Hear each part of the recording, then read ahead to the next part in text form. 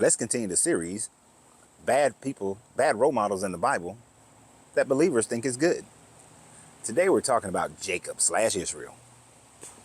Hold on to your butts, because this man, like the rain that just started coming down, is evil as shit. Before I get started into talking about Jacob, one of the things I find intriguing about the Bible is that this God loves to support those who do the most wrong. And although whenever we get to David, it's going to be even more so, Jacob is a hard act to follow. So we know that right off from the beginning of the birth, Jacob had an issue, because Jacob, even in the womb, according to this story, was pulling on his brother's ankles and trying to come out first. But Jacob was known as a trickster. So Jacob, the second son of Isaac, who many of your Abrahamic religions say the God of Abraham, Isaac, and Jacob, first tricked his brother Esau out of his birthright over a bowl of soup, saw that his brother was hungry, and instead of being a brother to his brother, decided that, nope, I'm going to steal your birthright from you. Now, Jacob was a little home. He was a little mama's boy, stayed at home. I was going to say homeboy, but he was a mama's boy. Stayed at home with his mama because his mother, Rebecca, favored him, while his father, Isaac, favored Esau. Now, in the story, Esau, the only thing he ever does wrong is idiotically sell his birthright to his brother over a bowl of soup. But I doubt if he took his brother serious, but he did. Esau stayed there with his parents and took care of his parents until they died, while Jacob was gone and stayed away and hid and all this other kind of stuff. But we're going to get to that. So when Jacob gets a little bit older and it's time for Isaac to give his blessing, he follows his mother's advice and colludes with his mother to trick his father. Think about that.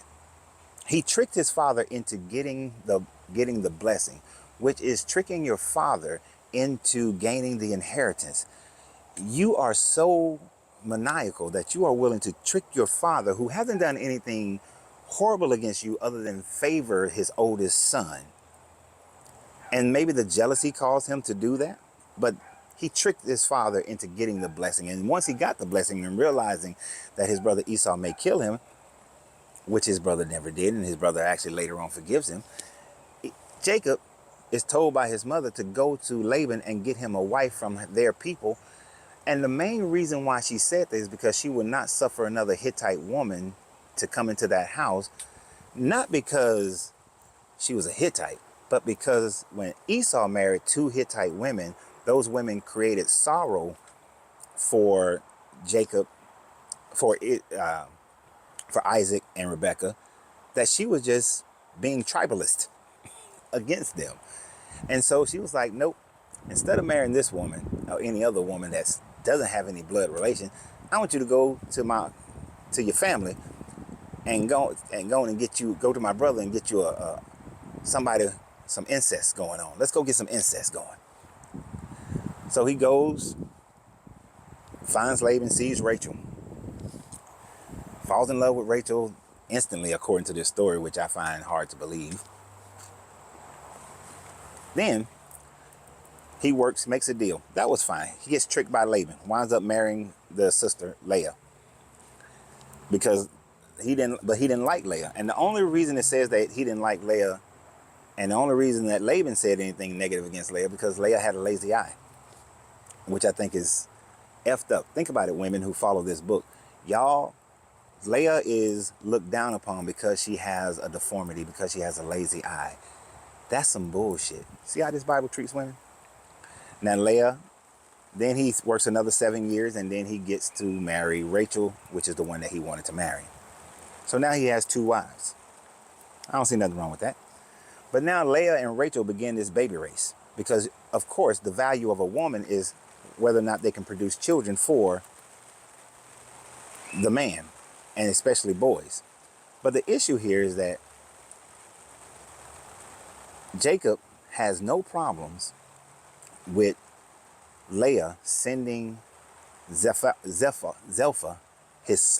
her slave, to sleep with him in order to produce children, and then she take credit for the children. He had no problem with Rachel sending Bilhah, her slave, to have sex with him, and so that they can have children. Just like his grandfather Abraham, sleep with the slave woman, make the slave woman your now slave wife. So he's all 4 slave wives. And now you're having children by all 4 women, and all 4 women are in this baby race. They're selling products and stuff to each other to purchase you for the night. So they pimping you for your ping ping, and you're allowing it because you're weak as fuck like that. And then when it's time for him to separate from Laban, he decides to pull off a magic trick. Laban says that he makes a deal of all the spotted sheep and sheep with the blemishes and whatnot. I'll take them and you take the others. And then he makes the sheep have sex in front of a painted piece of wood. And because of the painted piece of wood, the baby sheep come out with stripes and dots and stuff. Tell me again how your God understands science. Tell me again, like, how's your God the creator of the universe but doesn't understand science? Come on. So anyway, he does this trick, and he tricks Laban so that he can grow wealthy. And then he decides that he's going to leave Laban. Laban didn't want him to leave, but okay, fine, you're going to leave.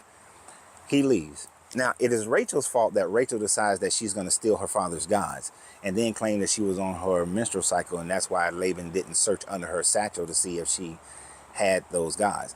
But the part that is messed up about Jacob is that Jacob had to have known that she was lying, because if he was following the Hebrew ways, the laws, then he would know that since she is on her cycle, that I can't touch anything she touches. I can't sit where she sits. I can't touch her. All those things would make me unclean. So in order for that to happen, he would have to know when that is going on. And Rachel hasn't said anything. He knew she was lying. He knew that she had stolen her father's gods. I'm all for defending your spouse. Not when you lying. I'm not defending shit. Be honest all the time. But he's such a weak man to his mother because he's a mama's boy. He's also now being weak to his wives. So he goes on about his business, and when he gets and starts to meet with his brother, he's afraid. So he puts his wife and he puts his children up front so that if his brother comes to kill him, that he have to go through his wife and his children first. This punk of a man puts his wife and kids in the front lines to make sure that if my brother coming to kill me, he will kill them first before he gets to me, and maybe I can escape. This is a punk of a man, but yet he's the one that y'all named yourself after, the Israelites. But his brother Esau forgives him, tells him, come on home. Oh yeah, I'm coming home. So what does he do? He lied to his brother. He's not going there. He goes over there. He goes to a whole nother part of the land because he's a liar. He's a straight up liar and a coward. And then he fought with God, and y'all believe that he fought with God, and you're going to give me a blessing. I ain't letting go till you give me a blessing, and I'm going to pull my hip out of place until you give me a blessing because you touched me on my ping ping. And y'all believe that. But he does do something decent, and he goes with his brother to bury their parents, so that's at least decent. But then he goes on, he lives his life, but he, just like his father, here's the thing. If you know your father did something that you did not like, why would you do the same thing? So his father chose Esau to be his favorite. So instead of Jacob loving all his kids equally, instead he loves one child more so than the other. He loves Joseph more so than he loves the other children. And the only reason he loves Joseph more so than the other children, because that is the first child that was one of the children that was born from Rachel, which is the only woman that he actually loved, and he was just getting the poom poom from the other 3 slave wives because he really didn't want them. So he treats the son better, and of course that creates animosity between the brothers, and he's fine with that. This man is in no way, shape, or form should he ever have become someone that the children of Israel, that the God blessing goes through, because this man is a liar. He's a cheater. He's a piss poor ass parent. This man is a horrible role model, but he has been elevated and is the lineage of your Jesus, and y'all elevate him. Why? You shouldn't. People don't really read this book to understand this book. I'm not, and I will never accept Jacob/Israel as a role model. So tell me what you guys think. And always remember, you have to free yourself to be yourself, because your greatness is non-negotiable. Good journey, good vibration. Oh shit.